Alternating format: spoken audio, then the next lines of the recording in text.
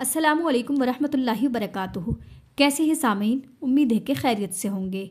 और आज आपके सामने पेश खिदमत है जालिम हमसफ़र का 4th एपिसोड, जिसके राइटर हैं कशमाला कासिम। तो चलिए जल्दी से इसको पढ़ना स्टार्ट करते हैं। माशाअल्लाह कितनी प्यारी लग रही है मेरी गुड़िया, रोहान सोहा के कमरे में आकर कहता है, जो ड्रेसिंग टेबल के सामने तैयार सी बैठी बेदिली से अपने हाथ में चूड़ियाँ चढ़ा रही होती है। शुक्रिया भाई, वो नज़र उठाकर ज़बरदस्ती की मुस्कुराहट लाकर कहती है। सोहा तुम खुश तो हो ना? रोहान साइड से कुर्सी उठकर उसके सामने रखे बैठता है। जी भाई, मुख्तसर सा जवाब। साइम बहुत अच्छा है सोहा, वो तुम्हें बहुत खुश रखेगा। भाई मुझे पता है साइम बहुत अच्छा है, आप लोगों ने मेरे लिए बहुत अच्छा इंतखाब किया है, मगर मैं क्या करूँ, मैं मजबूर हूँ। मैं दुखान के निकाह में हूँ। अगर मैं दुखान के निकाह में ना होती ना तो इस रिश्ते से दिलो जान से राजी होती।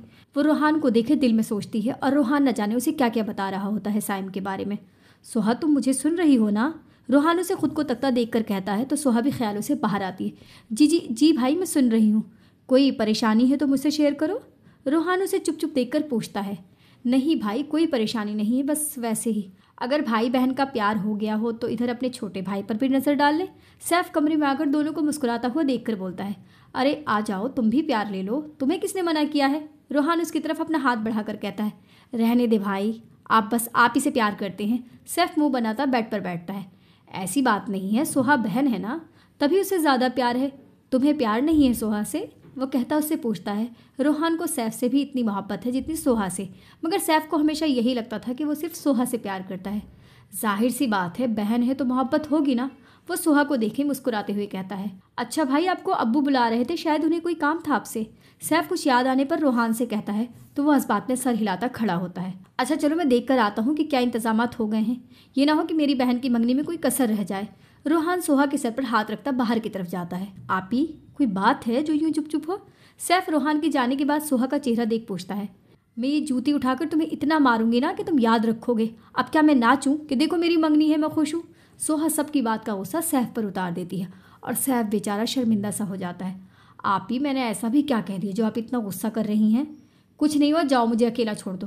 वह बेजारी से कहती है, अपना मोबाइल उठाती है। सैफ भी चुपचाप उठकर वहाँ से चला जाता है और सोहा सैफ के जाने के बाद मोबाइल दोबारा टेबल पर रखकर अपना सर हाथों में पकड़ लेती है। आज उनसे मिलना है हमें, चलो उनके लिए कुछ लेते चलें और उनको दुआएं देते चलें। दुखान आईने के सामने खड़ा तैयार होते हुए गुनगुना रहा होता है। उसे देखकर लग रहा था जैसे वो बहुत खुश है। साहब जी, ये मिठाई मंगवा ली है। इलाही बख्श दुखान के कमरे में आकर उसे देखते हुए एक डब्बा आगे करता है। गुड, अब इसे मेरी गाड़ी में जाकर रख दो। वो अपने हाथ में घड़ी बांधते हुए मसरूफ से अंदाज में कहता है तो इलाही बख्श सर हिलाता बाहर की तरफ जाता है। हाँ ठीक लग रहा हूँ ना? वो तैयार होकर अपना जायज़ा लेते हुए कहता है, जो ब्लैक पैंट में गजब ढा रहा होता है। चलो एक नज़र बेगम साहिबा पर भी डालते हैं कि कैसी लग रही हैं। दुखान कहता अपना लैपटॉप उठाता है। माशाअल्लाह, इतनी हसीन बीवी मिली है मुझे, मगर अब अफसोस होता है तुम्हारे किस्मत पर बेगम साहिबा कि तुम दुखान की बीवी बनी हो। वो मुस्कुराता हुआ कहता लैपटॉप बंद करता है और फिर मोबाइल उठाकर बाहर की तरफ कदम बढ़ाता है। मंगनी का फंक्शन गफ्फार हाउस के सहन में ही रखा गया था। दूल्हे वाले यानी साइम के घर वाले और बाकी खानदान वाले भी खुशगप्पियों में मसरूफ थे। साइम भी सफ़ेद शलवार कमीज पर वेस्ट कोट पहना बहुत प्यारा लग रहा था। आसिया, सोहा को लेकर आओ, देर हो रही है। अंबर साइम की वालदा मुस्कुराते हुए आसिया को मुखातिब करती हैं। जी भाभी, बच्चियाँ गई हैं लेने, आती होंगी बस। लो आ गई। आसिया कहती सोहा के रूम की तरफ इशारा करती है, जहाँ से सोहा कश्यप और 2-3 लड़कियों के साथ आ रही होती है। माशाअल्लाह, कितनी प्यारी लग रही है मेरी बेटी। अंबर आगे बढ़कर सोहा को साइम के पास बिठाते हुए कहती हैं, जिस पर साइम भी सोहा को एक नज़र देखकर मुस्कुराता है। चलो जी, अब रस्म शुरू करते हैं। गफ्फार आगे बढ़कर सबको हुक्म देती हैं, जिस पर सारे छोटे बड़े सोहा और साइम के आगे पीछे खड़े हो जाते हैं। ये लो साइम, सोहा को रिंग पहनाओ। अंबर एक छोटी सी डिब्बी साइम की तरफ बढ़ाते हुए कहती हैं, तो साइम मुस्कुराता हुआ इस डिब्बी में से रिंग उठाकर अपनी हथेली सोहा की तरफ बढ़ाता है। सोहा, हाथ दो अपना। साइम उसे चुप बैठा देख एक नज़र अपनी माँ को देखकर सोहा से कहता है। जी। वो जैसे सोचों से बाहर आती है। हाथ दो, रिंग पहनानी है। वो अपनी हथेली दोबारा उसके आगे करे कहता है, जिस पर सोहा अपनी गोद में रखा हुआ हाथ उठाकर उसकी तरफ बढ़ाती है। 1 मिनट, मेरा इंतजार तो कर लेते, मेरे बगैर ही मंगनी शुरू कर रहे थे।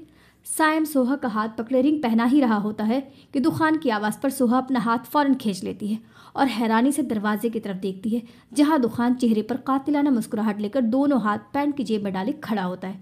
तुम कौन हो और हम क्यों तुम्हारा इंतजार करते? राशिद साइम के वालिद माथे पर पल डाले पूछते हैं। मैं कौन हूँ? अच्छा सवाल है। वो अंदर आते हुए मुस्कुराते हुए सोहा की तरफ देखता है, जबकि सोहा हैरान से उसे देखती है, जबकि घबरा भी रही होती है। मैं सोहा का शौहर हूँ, वो सोहा को देखे कहता है और वहाँ मौजूद सब लोग ये अल्फाज सुनकर अपनी जगह सुन हो जाते हैं, जबकि सोहा दुखान की नम आंखों से देखती है। क्या बकवास कर रहे हो तुम्हें पता भी है तुम क्या कह रहे हो? रोहान गुस्से से उसे कहता है, जबकि कशफ माथे पर बल डाले उसे पहचानने की कोशिश करती है। जी साले साहब, मुझे पता है मैं क्या कह रहा हूँ, वो दांत पीसते हुए रोहान की तरफ देखकर कहता है। गफ्फार, ये लड़का क्या कह रहा है? अगर सोहा का निकाह पहले हो चुका था तो इसकी मंगनी क्यों कर रहे थे? अंबर गुस्से से गफ्फार को कहती हैं। नहीं भाभी, ऐसा कुछ नहीं है। अगर निकाह हुआ होता तो हम मंगनी क्यों करते? अरे अंकल, आपको नहीं पता, हमने 5 महीने पहले निकाह कर लिया है। ये देखें निकाहनामा, बल्कि आप रहने दें, आप देखें। दुखान निकाहनामा गफ्फार की तरफ बढ़ाते हुए एकदम साइम की तरफ कर देता है और सोहा आंखों में आंसू लिए दुखान को देखती है, जिसके होंठों पर से मुस्कुराहट जा ही नहीं रही होती। ये तो असली निकाहनामा है। साइम गुस्से से निकाहनामा सामने टेबल पर फेंक कर कहता है। अरे आराम से, तमीज़ नहीं है क्या? दुखान निकाहनामा उठाकर कहता है। सोहा, क्या ये लड़का ठीक कह रहा है? क्या तुमने इससे निकाह किया है? आसिया, जो 2 दिन से सोहा का रवैये की वजह जानने की कोशिश कर रही थी, अब वजह सामने आने पर सोहा के पास आकर पूछती हैं। बोलो सोहा, क्या तुम इसकी बीवी हो? आसिया उसे झंझोड़ कर पूछती हैं और बाकी सब सोहा के बोलने के मुंतजिर होते हैं, जबकि दुखान मुस्कुराता हुआ सोहा को देख रहा होता है। हाँ, वो रोते हुए इस बात में सर हिलाती है तो वहाँ मौजूद सब अपनी जगह सकते में चले जाते हैं। चटाख, बेगैरत, तुझे शर्म नहीं आई? तुझे अपने बाप भाई का ख्याल नहीं आया? आसिया उसके मुंह पर थप्पड़ मार के कहती हैं, जिससे वो गिरते गिरते बचती है। अम्मी, चले यहाँ से। अच्छा हुआ मैं इसकी असलियत पहले ही पता चल गई। साइम अपनी माँ का हाथ पकड़े सोहा को गुस्से से देखकर बाहर की तरफ जाता है और बाकी सब भी सोहा को नफरत से देखकर उनके पीछे जाते हैं। आप लोगों ने नहीं जाना? दुखान 2-3 लोगों को अभी भी खड़ा देखकर कहता है, जिस पर वो लोग हकारत से दोनों को देखकर बाहर चले जाते हैं। अब बस घर वाले ही थे मौजूद। सोहा, ये क्या किया तुमने? गफ्फार अपना गुस्सा जब्त करे कहते हैं, जिस पर सोहा रोते हुए उनके पास जाती है। अब्बू, मैंने खुशी से नहीं किया ये निकाह, और ये निकाह बस कागजी है। आपकी तबीयत ख़राब थी तो मैं उनसे पैसे मांगने गई थी, इन्होंने कहा। बस कर दो सोहा, तुम भी क्या पूरी कहानी सुनाने लग गई हो? और आप लोग क्या देख रहे हैं? दामाद पहली बार घर आया है, इज्जत तो क्या ही देंगे, बैठने का भी नहीं कहा। वो हाथ के इशारे से सोहा को चुप कराता कहकर गफ्फार और बाकी सब की तरफ देखकर कहता है, जबकि सोहा को दुखान पर बहुत गुस्सा आता है, जिसने उसकी और उसके घर वालों की इज्जत को 2 कौड़ी का करके रख दिया था। मेरी बेटी ऐसी नहीं है, तुम ही। अंकल, हर बार लड़का कसूरवार नहीं होता, आपकी बेटी ही गलत थी। वो गफ्फार के ही अल्फाज उन्हें लौटाता है, जिस पर वो हैरान से हो जाते हैं। तेरी हिम्मत कैसे हुई मेरी बहन को फंसाने की? रूहान गुस्से से आगे बढ़कर उसका गिरबान पकड़ के दाड़ता है। जैसे तुम्हारी हिम्मत हुई थी मेरी बहन को फंसाने की, ऐसे मैंने भी हिम्मत कर ली तुम्हारी बहन को फंसाने की। वो अपने गिरबान से उसका हाथ हटाकर तंजिया मुस्कुराते हुए कहता है, जिस पर रूहान का हाथ उसकी बात सुनकर उसके गिरबान से ढीला पड़ता है और वही सोहा बेयकीनी से दुखान को देखती है। दुखान? कशफ जो कब से सोच रही थी कि ये कौन है, अब उसकी बात सुनकर उसे फौरन याद आ जाता है। अरे ऐसे क्या देख रहे हो मुझे? क्या ज़्यादा ही प्यारा लग रहा हूँ? दुखान सबको अपनी तरफ देखकर कहता है। कौन हो तुम? गफ्फार अटकते हुए कहते हैं। क्यों, आपके बेटे ने मेरी बहन के अलावा भी और किसी को फंसाया था जो आपको मैं याद नहीं? वो उन पर तंज करता है। रूहान, गफ्फार, मैं राबिया दुर्रानी का भाई हूँ, दुखान दुर्रानी। वो मुस्कुराते हुए अपना तारीफ करवाता है और सोहा तो कुछ बोल ही नहीं पाती। वो जिससे मोहब्बत कर बैठी थी वो कौन निकला? एक बदला लेने वाला धोखेबाज। राबिया? उसने खुद छोड़ा था मुझे, वो थी ऐसी धोखेबाज। रूहान को राबिया का सुनकर गुस्सा आ जाता है। वो धोखेबाज थी? अगर वो धोखेबाज होती ना तो अभी जिंदा होती।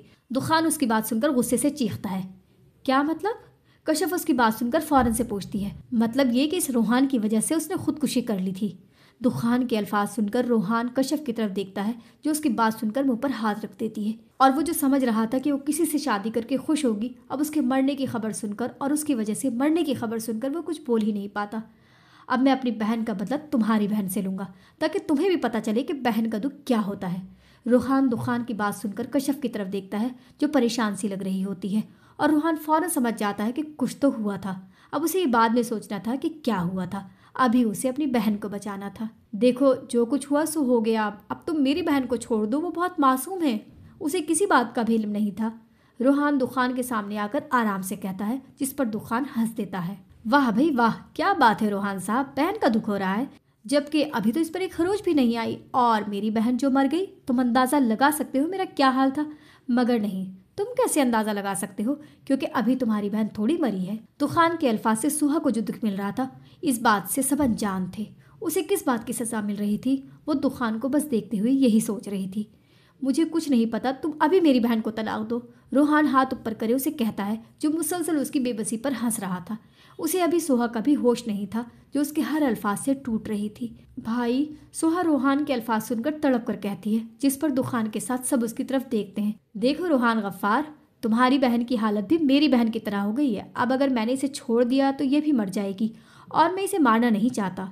दुखान सोहा के बोलने पर हंसते हुए कहता है, और सोहा नम आंखों से रोहान को मना करती है, जिस पर रोहान के साथ सारे घर वाले उसे गुस्से से देखते हैं। एक तो रोहान उसकी जान बचा रहा था, और एक वो थी जो उस धोखेबाज के निकाह में रहना चाह रही थी। सोहा, तुम अब भी इसके निकाह में रहना चाहती हो, जिसने मेरा बदला तुमसे लिया है?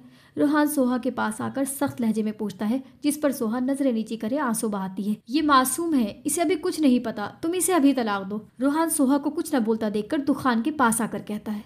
रोहान परेशान होकर रह गया था, और दुखान उसकी परेशानी को खूब एंजॉय कर रहा था। पहले मैं यही सोच कर आया था कि तुम्हारे सामने तुम्हारी बहन को तलाक दूंगा। दुखान की बात पर सोहा फौरन सर उठाकर बेयकीनी से उसे देखती है, जो अब उसे मुस्कुराकर देख रहा होता है। दुखान की मुस्कुराहट देखकर सोहा की आंख से एक दुख का आंसू उसके गाल पर बहता है। मगर यहाँ तो आकर पता चला कि तुम तो खुद चाहते हो कि मैं तुम्हारी बहन को तलाक दे दूं। तभी मैंने सोचा है कि मैं सोहा को तलाक नहीं दूंगा। दुखान एक फैसले की तरह अपना हाथ हवा में लहराता है। चले, मैं आपको 2 ऑप्शन देता हूँ, इनमें से आपको एक चॉइस करना है, ओके? दुखान सबको खामोश देखकर सामने कुर्सी खींचकर टांग पे टांग रखे बैठा हुआ कहता है। कैसे ऑप्शन? गफ्फार नासमझी से पूछते हैं, जिस पर वो मुस्कुराते हुए बताता है। पहला ये कि मैं सोहा को अपने साथ लेकर जाऊंगा, लेकिन फिर सोहा से आप लोगों का कोई ताल्लुक नहीं होगा।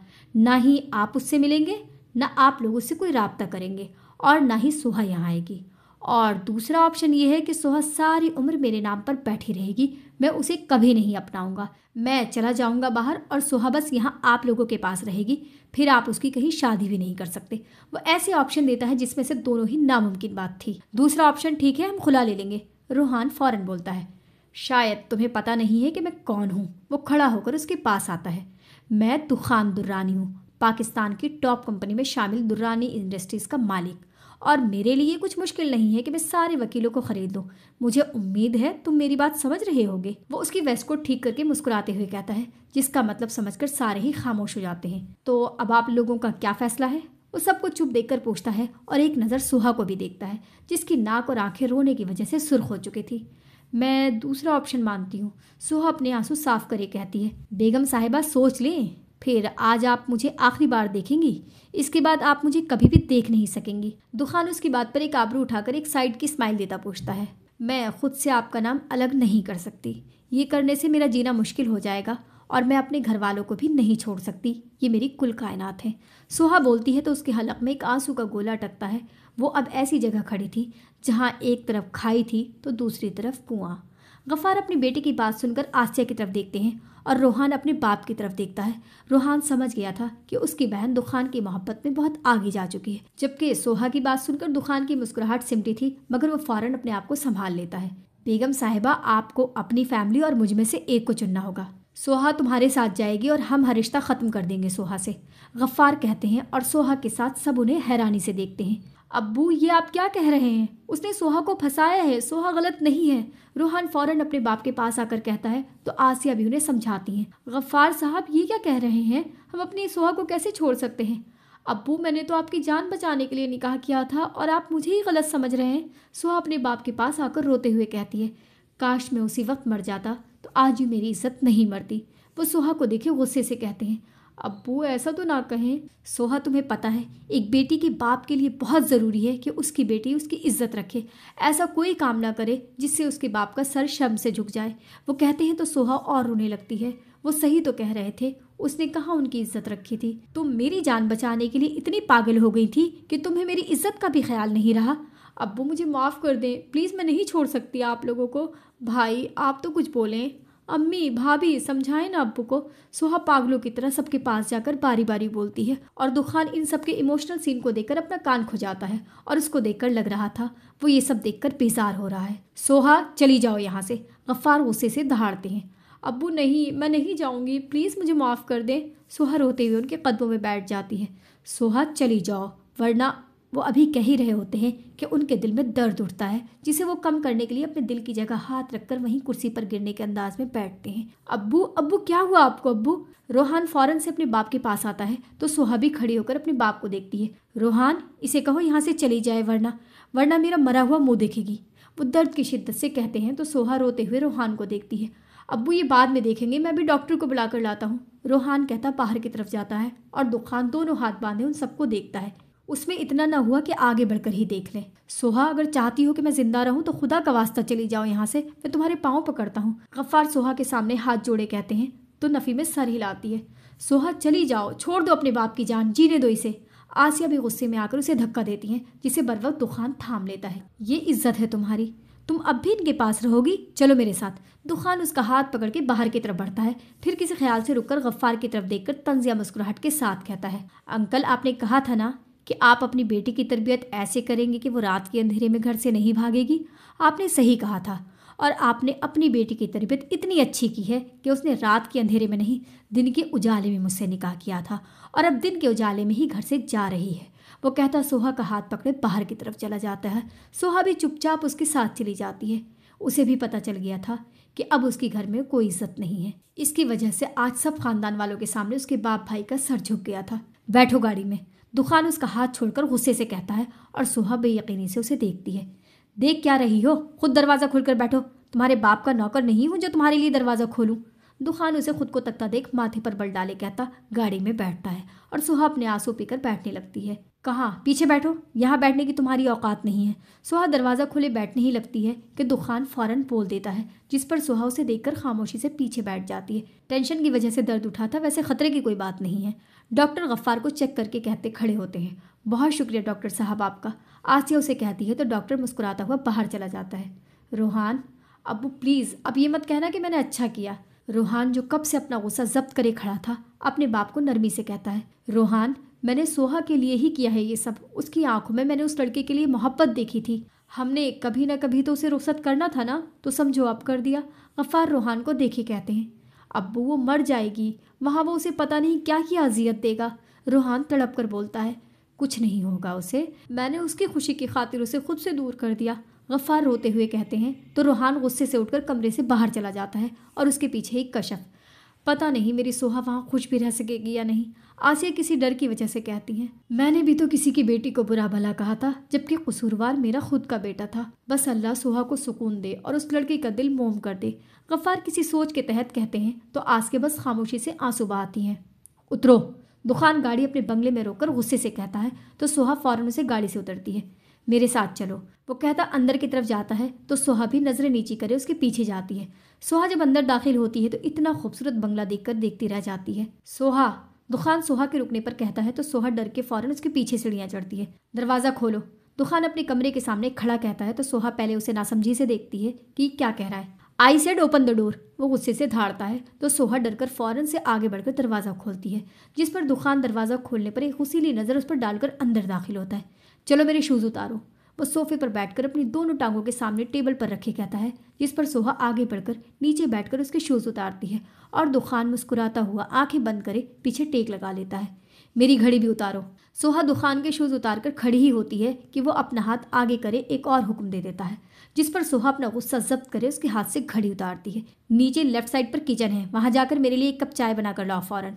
सोहा भी मुड़ती ही है कि दुखान एक और हुक्म देता है। दुखान, मैंने कपड़े चेंज करने हैं, वो अपनी भारी जोड़े की तरफ इशारा करती कहती है। तो दुखान आंखें खोलकर उसे देखता है। ठीक कह रही हो, वो कहता उठकर बैठता है। इलाही बख्श, इलाही बख्श, वो इलाही बख्श को आवाज़ लगाता है। तो इलाही बख्श किसी बोतल के जिन की तरह हाजिर होता है। जी साहब जी आपने, वो आते ही कहता है कि दुखान के कमरे में एक लड़की, और वो भी दुल्हन की तरह तैयार हुई खड़ी देखकर हैरान रह जाता है। इलाही बख्श, तुम्हारी बहन के पास कोई पुराने कपड़े होंगे, वो पूछता है। तो इलाही बख्श नासमझी से मना करता है, जबकि सोहा उसे गुस्से से देखती है। नहीं साहब जी, उसके पास तो नहीं है, वो सोहा को देख कर कहता है। अच्छा, तो उससे कोई एक सूट ला कर दो, इन्होंने पहनना है। वो सोहा की तरफ इशारा करता है। तो सोहा अपना गुस्सा जब्त नहीं कर पाती, और आपने समझ क्या रखा है मुझे, मैं क्या किसी के भी कपड़े पहन लूँगी? कभी मुझसे जूते उतरवाते हैं, कभी कुछ तो कभी कुछ।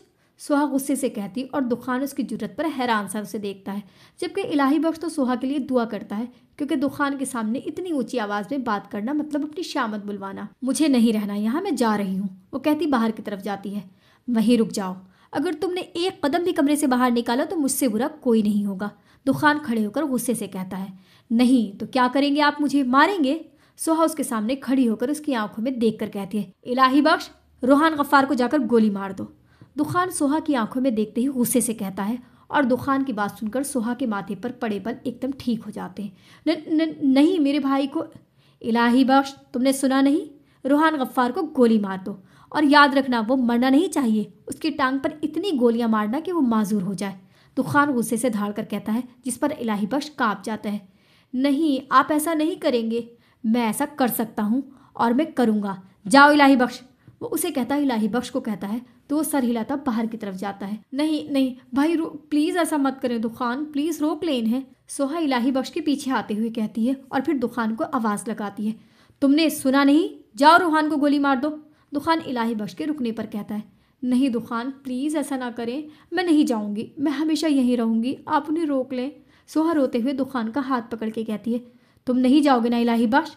मुझे खुद ही जाना होगा। दुखान इलाही बख्श को दोबारा से रुकता देख अपने कमरे की तरफ जाता है और जब वापस आता है तो उसके हाथ में एक गन होती है, जिसे देखकर सोहा का खून खुश्क हो जाता है। दुखान ऐसा ना करें, मैं नहीं जाऊंगी, ऐसा ना करें। सोहा उसके पीछे सीढ़ियां उतरते हुए कहती है और दुखान गुस्से से बस सीढ़ियां उतर रहा होता है। दुखान, खुदा का वास्ता रुक जाएं, मुझे माफ़ कर दें, मैंने आपसे ऐसी बात की। सोहा जल्दी से उसका बाजू पकड़े रोते हुए कहती है, मैं कैसे मान लूँ कि तुम अब जाने की बात नहीं करोगी? दुखान रुक के उसे देखकर कहता है, जिस पर सोहा जल्दी से अपने आंसू साफ करती है। अगर मैंने दोबारा जाने की बात की तो आप कुछ भी कर देना, मैं कुछ नहीं कहूँगी, तुम जाओ। दुखान इलाही बख्श को जाने का कहकर सोहा की तरफ मुस्कुरा कर देखता है। अगर तुमने दोबारा मेरी कैद से निकलने की बात की तो मैं तुम्हारे पर काट दूंगा, और तुम्हारे पर तुम्हारे भाई और बाप हैं। वो उसके बालों को कान के पीछे करे मुस्कुराता हुआ कहता ऊपर की तरफ जाता है और सोहा वहीं रोते हुए बैठ जाती है। कश्यप, मुझे सही सही बताओ कि उस दिन क्या हुआ था? रोहान कश्यप के सामने बैठा उसके जवाब का मुंतजिर होता है, जो नीचे मुंह करे बोलने के लिए अल्फाज जोड़ती है। उसे समझ नहीं आता कि अब क्या बोले। रोहान, वो कश्यप, झूठ मत कहना, जो बात है वही बताना। रोहान उसकी बात काट कर गुस्से से कहता है। रोहान, राबिया ने, मतलब राबिया को वो भी बता ही रही होती है कि बाहर से किसी चीज़ के गिरने की आवाज़ और फिर अहमर के रोने की आवाज़ आती है, जिसे सुनकर रोहान और कश्यप फौरन बाहर की जानिब जाते हैं। या अल्लाह खैर, ये कैसे गिर गया? कश्यप अहमर के सर से खून निकलता देख फौरन उसे अपनी गोद में उठाती है। रोहान, इसे अस्पताल लेकर जाओ, देखो कितना खून निकल रहा है। आसिया रोहान को कहती हैं तो वो सर हिलाता कश्यप की गोद से अहमर को लेता बाहर की तरफ जाता है और उसके पीछे ही कश्यप। आपकी चाय, सोहा दुखान की तरफ कप बढ़ाते हुए कहती है, जो सोफे पर बैठा सिगरेट फूंक रहा होता है। लाओ। दुखान उसके हाथ से कप लेता जानबूझकर कप थोड़ा टेढ़ा कर देता है, जिससे गर्म गर्म चाय सोहा के हाथ पर गिरती है और चाय गिरते ही वो तड़प जाती है। आह, ओ सॉरी, जानबूझकर गिर गई। तुम्हें ज्यादा तकलीफ तो नहीं हो रही? वो उसका हाथ पकड़कर अपने पास बिठाता उसे देखता हुआ कहता है, जिस पर सोहा रोते हुए उसे देखती है। तकलीफ हो रही है? वो दोबारा उससे पूछता है, जिस पर सोहा इस बात में सर हिलाती है। क्या कहा? तकलीफ हो रही है? अब की बार वो गुस्से से उसका जला हुआ हाथ जोर से दबाकर पूछता है, जिस पर सोहा तकलीफ की शिद्दत से रोते हुए नफी में सर हिलाती है। गुड, होनी भी नहीं चाहिए। वो उसका हाथ छोड़कर सोफे से टेक लगाता बैठकर सिगरेट के होंठों से लगाता है। वैसे एक बात तो बताओ, वो किस ख्याल के आने पर सीधा होकर बैठकर उसकी तरफ झुककर पूछता है। जी, सोहा डरते डरते पूछती है। तुम्हें मुझसे मोहब्बत है? सोहा उसके सवाल पर उसे देखती है, जो उसके बहुत करीब होता है। बताओ, करती हो मुझसे मोहब्बत? दुखान उसके देखने पर उसके गाल पर एक हाथ रखकर प्यार से पूछता है, जिस पर वो नम आंखों से इस बात में सर हिलाती और सोहा की बात पर उसे कहकहा गूंजता है। हा हा हा हा, अच्छी बात है, मगर मुझे नहीं है तुमसे मोहब्बत। वो हंसता हुआ कहता सिगरेट का एक कश लेता धुआं उसके मुंह पर मारता है, जिससे सोहा खांसने लग जाती है, क्योंकि सिगरेट का धुआं उसकी आंखों के साथ उसके हलक में भी गया था। चलो उठो अब यहाँ से, और जो इलाही बख्श कपड़े लाया है उसमें से एक पहन लो, फिर हमें जाना है कहीं। वो माथे पर बल डाले उसे कहता है। कहाँ? सोहा पूछ ही लेती है। तुम्हारी अगली सजा, दुखान मुस्कुराते हुए कहता है, जिस पर सोहा घबरा जाती है। जाओ अब यहाँ से, अपनी मनहूस शक्ल मत दिखाओ मुझे, सिगरेट का सारा मजा खराब कर देती हो। दुखान बेजारी से कहता है तो सोहा दुख से उसे देखकर और फिर अपना जला हुआ हाथ देखकर बाहर चली जाती है। न जाने अब और क्या करने वाला था वो, इस बात से वो अनजान थी। सोहा कमरे में बैठी न जाने कब से आंसू बहा रही थी और बार बार अपने जले हुए हाथ पर भी फूंक मार रही थी। उसे तकलीफ हो रही थी, मगर हाथ से ज्यादा दिल में, जो दुखान ने बहुत बुरी तरह तोड़ा था। मगर दिल फिर भी उसे छोड़ने को तैयार नहीं था। वो रोते हुए अपना हाथ देख रही होती है कि चिड़ की आवाज़ से दरवाज़ा खुलता है, जिस पर वो सर उठाकर देखती है तो दुखान दरवाजे पर खड़ा उसे ही देख रहा होता है। वो उसे देखकर अपने आंसू साफ करती दोबारा से अपना हाथ देखती है। जब कमरे में सोफा और बेड मौजूद है तो क्यों ऐसे ज़मीन पर बैठी हो? दुखान उसके सामने खड़े कहता, जिस पर वो नज़र उठाकर उसे देखती है। खैर, तुम्हारी जगह भी यही है। मैं तुम्हें ये बताने आया था कि तैयार हो जाओ, हमें निकलना है। आप मेरे साथ क्या करेंगे? सुहा उसे देखकर पूछती है, जिस पर वो एक नज़र उसे देखकर बाहर की तरफ जाता और जब वापस आता है तो उसके हाथ में गुलाब का फूल होता है। सुहा उसके हाथ में लाल गुलाब देखकर हैरानी से उसे देखती है। ये देखो कितना खूबसूरत है ना? वो उसके सामने पंजों के बल बैठकर पूछता है, जिस पर सुहा पहले फूल और फिर उसे देखती है। ऐसी ही खूबसूरत तुम हो, वो कहता गुलाब को अपनी मुट्ठी में बंद करे मसल देता है, जिस पर सुहा की आंखों में खौफ आ जाता है। ये देखो, वो जब अपनी मुट्ठी खोलता है तो गुलाब की पत्तियां कुछ टूट चुकी होती हैं तो कुछ मसलने की वजह से उसके हाथ पर रंग छोड़ देती हैं। मैं तुम्हारा ये हाल करूंगा, वो उसकी तरफ झुकता आहिस्ता से कहता मुस्कुराता है और सुहा खौफ से उसे देखती है। मुझे यकीन है कि अब तुम दोबारा मुझसे नहीं पूछोगी कि मैं क्या करूंगा तुम्हारे साथ, वो कहता खड़ा होता है और सुहा तो खौफ से ही कांप जाती है। उठो, अब जहाँ हम जा रहे हैं वहाँ तुमने सारी जिंदगी रहना है, वो सख्त लहजे में कहता है तो सुहा उठ खड़ी होती है। मगर आप अपने घर वालों को क्या बताएंगे मेरे बारे में? वो पूछे बिना नहीं रह सकी। वो तुम्हें जल्द पता चल जाएगा। अब जाओ, जो इलाही बख्श कपड़े लाए हैं उसमें से एक पहनकर नीचे आओ, मैं इंतजार कर रहा हूँ तुम्हारा, वो उसे कहता बाहर की तरफ जाता है और सुहा बेड पर रखे कपड़े जो देखने में ही पुराने लग रहे थे उन्हें उठाकर वॉशरूम में जाती है। रोहान, खाना खा लें। कश्यप खाने की ट्रे उसके सामने रखे हुए कहती है, जो अपना सर थामे बैठा होता है। उन्हें कुछ ही देर हुई होती है अमर को अस्पताल से लाए हुए। मुझे नहीं खाना, ले जाओ इसे, वो बगैर सर उठाए उसे कहता है। रोहान, ऐसे करेंगे तो आपकी तबीयत खराब हो जाएगी। वहाँ मेरी बहन अजियत में है और तुम कह रही हो मैं खाना खा लूँ, वो गुस्से से कहता है, जिस पर कश्यप चुप हो जाती है। पता नहीं वो मेरी बहन के साथ क्या करेगा, वो तो बेकसूर है। रोहान कहते कहते रोने लग जाता है। उसे अपनी बहन बहुत अजीज थी। दुखान ने तभी सुहा से बदला लिया था ताकि रोहान को तकलीफ हो और उसका बदला पूरा हो रहा था क्योंकि रोहान को तकलीफ हो रही थी। रोहान, रो क्यों रहे हो? कुछ नहीं होगा, हम वापस ले आएंगे उसे, आप फिक्र मत करें। कश्यप उसे हौसला देती है। कश्यप, मुझे बताओ उस रात क्या हुआ था? तुम तो जानती हो ना क्यों कि राबिया ने खुदकुशी, वो अपने आंसू साफ करे पूछता है, जिस पर कश्यप थूक निकल कर रह जाती है। रोहान, मुझे बिल्कुल नहीं पता कि राबिया ने क्यों किया ये सब, वो तो खुद अपने घर गई थी खुशी से। कश्यप पता नहीं क्यों उसे झूठ बोल देती है। तो फिर वो मुझे क्यों बुला रही थी? उसके भाई ने ये क्यों कहा कि वो मेरी वजह से मरी है? रूहान को उसकी बात पर यकीन नहीं आता। रूहान, मुझे नहीं पता कि उसने ऐसा क्यों कहा आपको मुझ पर यकीन नहीं है क्या? वो उसे देखकर पूछती है, जिस पर रूहान बस खामोशी से उसे देखता है। कश्यप, अगर जिस दिन मुझे पता चला कि तुमने मुझसे कोई बात छुपाई है उस दिन तुम्हारा इस घर में और मेरी ज़िंदगी में आखिरी दिन होगा। रोहान कहता बाहर की तरफ जाता है और कश्यप उसकी बात सुनकर अपने माथे से पसीने साफ करती है। मैं क्या करूं? राबिया, ये तुमने क्या कर दिया? क्यों मैंने राबिया के घर वालों को रोका था? अच्छा था करने देती दोनों को शादी, ये फिर राबिया को बचा लिया था तो रोहान से शादी न करती। वो खुद ही सोचकर रोने लगती है और फिर अपने बच्चों को देखती है जो आराम से सो रहे होते हैं। मैं कैसे छोड़ सकती हूँ इन्हें? मैं अपने बच्चों की खातिर रोहान तुमसे झूठ बोलूँगी, मुझे माफ़ कर देना, वो सफ़ा और अहमर की बारी बारी माथा चूम कर कहती है, जबकि रो भी रही होती है। सोहा गाड़ी के झटके से उठती है। वो इतने लंबे सफ़र में सो गई थी। अब जब आँख खुलती है तो अपने आगे पीछे हरियाली ही हरियाली देखती है। ये कौन सा गांव है? सोहा बाहर की तरफ देखकर दुखान से पूछती है, जो ड्राइव कर रहा होता है, मगर उसके सवाल पर बैक मिरर से उसे देखता है, जो मुस्कुराते हुए बाहर खेतों को देख रही होती है। खानेवाल। दुखान के बोलने पर वो एक नज़र दुखान को देखती है, जो ड्राइव करने में मसरूफ़ होता है। वो जब दोबारा बाहर देखती है तो उसे थोड़ी दूर कहीं बड़ी सी हवेली दिखती है। ये हवेली किसकी है? वो दोबारा से सवाल करती है, जिस पर दुखान कोई जवाब नहीं देता और सोहा इसी हवेली को देखती रहती है, जो अब आहिस्ता आहिस्ता करते उनके करीब हो रही थी। और फिर सोहा देखती है कि उनकी गाड़ी इसी हवेली में दाखिल हो रही है। ये आपकी हवेली है? सोहा दुखान से पूछती है, जिस पर वो उसे देखकर अस्पात में सर हिलाता है। सोहा मुस्कुराते हुए उस हवेली को देखती है जिस पर वो दाखिल हो रहे थे। बीच में उनकी गाड़ी चल रही थी और दोनों साइड पर हरियाली थी। हवेली बहुत बड़ी थी। वो एक साइड देखती है जहाँ बहुत से रंग बिरंगे फूल, तो एक जगह आम के दरख्त लगे होते हैं, कहीं अमरूद तो कहीं अनार के दरख्त लगे थे। अब हवेली की थोड़ी अंदर जाती है गाड़ी तो सोहा की नज़र कुछ लड़कियों पर जाती है जो पेल-दोज खेल रही होती हैं। अक्सर वो भी अपने घर में सैफ के साथ ये खेल खेला करती थी। ये एक ऐसा खेल है जिसमें हम चौक की मदद से ज़मीन पर डब्बे बनाते हैं और फिर उसमें से किसी एक डब्बे में पत्थर फेंक कर एक पाँव से डब्बों में जंप करते हैं। वो उन्हीं सोचों में होती है कि गाड़ी एकदम रुकती है और जब सोहा देखती है तो दुखान गाड़ी से उतर रहा होता है। वो दोबारा उन्हीं लड़कियों को देखती है जो अब भागते हुए उनकी तरफ आ रही होती हैं। तुम्हें इनविटेशन देना पड़ेगा कि गाड़ी से उतर जाओ, दुखान उसकी तरफ का दरवाज़ा खुले गुस्से से कहता है, जिस पर सोहा शर्मिंदा सी बाहर आती है। अस्सलाम वालेकुम दुखान भाई, जोहरा करीब आकर कहती है, मगर फिर उसके साथ अनजान लड़की को देखकर जोहा देखती है जो खुद उसे हैरत से देख रही होती है। वालेकुम अस्सलाम, कैसे हो तुम सब? वो बगैर मुस्कुराए कहता है। ठीक है हम, मगर ये कौन है? जोहा पूछती है तो दुखान सोहा की तरफ देखता है। ये सोहा है। वो बस इतना सा बताकर अंदर की तरफ चलता है तो सोहा भी उसके पीछे जाती है। जोहा, मुझे दाल में कुछ काला लग रहा है, यानी दुखान और सोहा की पुष्ट को देखकर कहती है। मुझे लगता है दुखान भाई ने शादी कर ली है।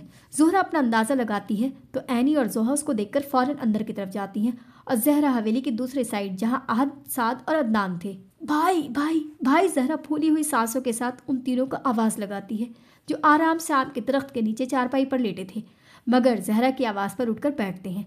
आहद अभी भी वैसे ही लेटा था। क्या हो गया है, खैर तो है?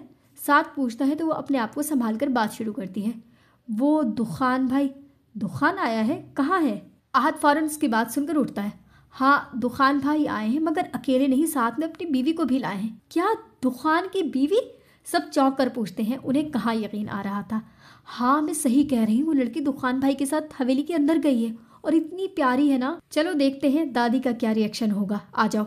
साथ कहता हवेली के अंदरूनी जानिब जाता है तो उसके पीछे ही सारे। वो लोग जब अंदर आते हैं तो दुखान दादी से सर पर प्यार ले रहा होता है और सोहा उसके पीछे नजरें झुकाए खड़ी होती है। जहरा अहद को कोनी मारकर कहती है, जिस पर जोहा उसे चुप रहने का इशारा करती है। ये तुम्हारे पीछे कौन है? दादी उसको प्यार देने के बाद सोहा की तरफ देखकर पूछती हैं और इसी का जवाब सुनने के लिए वहां सारे खड़े थे। दादी, ये बेसहारा है। दुखान की बात पर सोहा सर उठाकर उसे देखती है। ये कैसे उसने उसको बेसहारा बना दिया? ये मेरे लाहौर वाले बंगले में काम करने आई थी, मुझे अच्छा नहीं लगा, वहाँ सारे मर्द होते हैं, तभी मैं उसे यहाँ ले आया हूँ। शुक्र दुखान, वरना मैं तो डर गई थी। रुखसाना दुखान की बात सुनकर कब का रुका हुआ सांस बहाल करती हैं। मैं भी, आमना भी कहती तो सारे छोटे भी एक जबान होकर कहते हैं, और हम भी। जहरा, तुझे तो हम बाद में पूछेंगे। अदनान जहरा को गुस्सैली नजर से देखकर कहता है, जिस पर वो अपने दांतों की नुमाइश कराती है। अच्छा अच्छा, इधर आओ बेटा। दादी प्यार से सोहा को बुलाती हैं तो सोहा एक नज़र दुखान को देखकर उनके पास जाती है। मेरे पास बैठो। उसे अपने साथ तख्त पर बिठाती हैं। दादी हमेशा तख्त पर ही बैठती थी। तुम इसे अपना ही घर समझना, तुम्हें यहाँ कोई काम करने की जरूरत नहीं है। जैसे यहाँ जोहा, एनी और जहरा रहती हैं, अब से तुम भी ऐसे ही रहोगी। दादी प्यार से उसके गाल पर हाथ रखे कहती हैं तो वो भी मुस्कुरा देती है। नहीं दादी, ये बहुत खुददार है, ये यहाँ ऐसे नहीं रहेगी। इसने मुझे पहले ही कह दिया था कि मैं वहाँ कोई काम करूंगी तभी रहूंगी। दुखान दादी की बात सुनकर फौरन कहता है तो दादी सोहा की तरफ देखती हैं जो नीची नजरें करे होती है। अच्छा, फिर तुम एक काम करना, तुम किचन को देख लिया करना और मेरी दवाइयों का भी ख्याल रख लेना, ठीक है? वो कुछ सोच कर कहती है तो सोहा इस बात में सर हिलाती, जबकि दुखान गुस्से से सोहा को देख रहा होता है। मैं नहीं चाहती कि तुम्हारे नर्म हाथ सख्त हो जाएं। वो सोहा के गोरे और नर्म हाथ पकड़ कर बोलती हैं, लेकिन मेरे हर काम यही करेगी।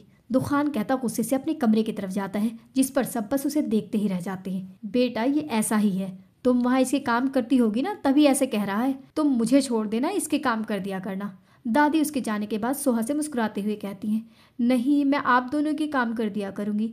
सोहा को वो खातून बहुत अच्छी लगती हैं। अच्छा चलो ठीक है, आज तुम आराम करो, कल से काम करना। और हमारा दुखान थोड़ा गुस्से वाला है, अगर कुछ कह भी देना तो बुरा मत मानना। दादी कहती हैं और सोहा मुस्कुरा देती है। अब भला उसे बता रही थी जिसे उसके हर मूड का अंदाजा हो गया था। बानो, बानो। जी बीबी जी। बानो जल्दी से दादी की आवाज़ सुनकर आती है। बानो, बच्ची को कमरा दिखा दो, ऊपर जो कमरा है ना, वहाँ ले जाओ इसे। दादी कहती है तो बानो इस बात में सर हिलाती सोहा के साथ लिए ऊपर की तरफ जाती है। बच्ची बहुत मासूम सी है, मुझे लगता है मजबूरी में काम कर रही है।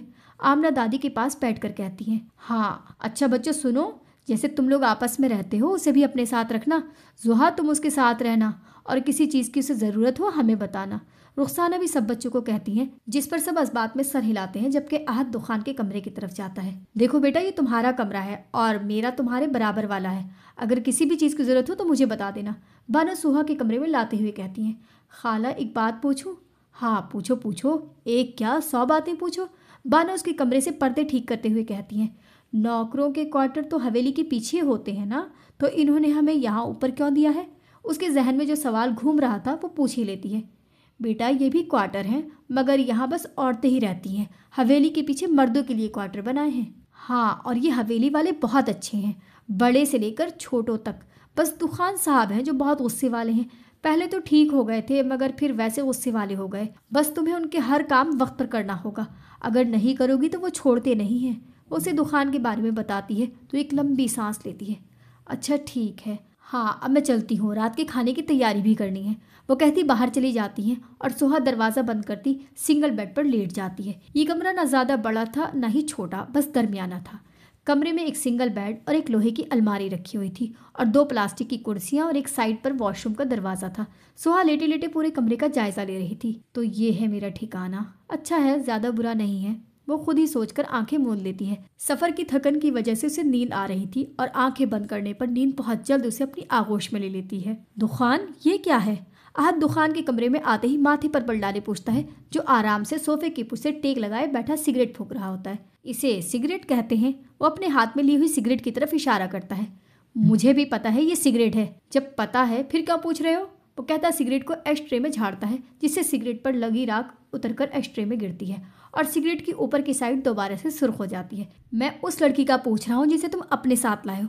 तुम कब से इतने रहमदिल हो गए हो जो एक बेसहारा लड़की को यहाँ ले आए? उसे कहाँ यकीन आ रहा था। बस कभी कभी आ जाता है रहम, जैसे अभी तुम पर आ रहा है। वो कहता है एक सिगरेट उसकी तरफ बढ़ाता है। ये लो, तुम भी क्या याद रखोगे कि दुखान ने तुम्हें अपनी सिगरेट दी है।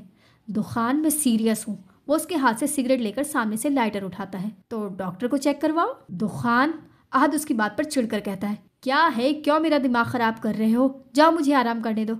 वो उसे झड़कता सिगरेट को एस्ट्रे में रगड़ते हुए खड़ा होता है। दुखान, वो लड़की सच में बेसहारा है? हाँ, वरना मुझे क्या पड़ी है कि किसी को अपने सर पर बिठाऊं। दुखान ऐसे कहता तो आहद को भी इसकी बात पर यकीन आ जाता है। सोहा की आंख खुलती है तो रात के 2 बज रहे होते हैं। प्यास का एहसास होता है तो बेड के साइड टेबल से बोतल उठाकर ग्लास में पानी डालकर होंठों से लगाती है। वो अभी पानी पी ही रही होती है कि एक कड़क की आवाज पर घबराकर खिड़की की तरफ देखती है। आवाज बिजली कड़कने की थी और बिजली की आवाज से सोहा के हाथ से गिलास खौफ के मारे नीचे गिरकर किरची किरची हो जाता है। सोहा, इतनी बड़ी हो गई हो, अब भी इस बिजली से डरती हो? चलो दूर हटो, खुद नहीं सो रही है, मुझे तो सोने दो। आसिया उसे खुद से अलग करके कहती हैं, जो उनसे चिपक कर लेटी थी। अम्मी ना करे ना, मुझे बहुत डर लग रहा है, प्लीज़ अम्मी मुझे खुद से दूर ना करे। वो आसिया के गिर्द बाजू फैलाकर और करीब हो जाती है, जिस पर आसिया अपनी डरपोक बेटी को अपने सीने से लगा लेती है। सोहा के दिमाग में अपनी अम्मी की बातें गूंजती हैं तो वो उठकर कमरे में नज़र घुमाती है। अम्मी आ जाए ना, मुझे बहुत डर लग रहा है।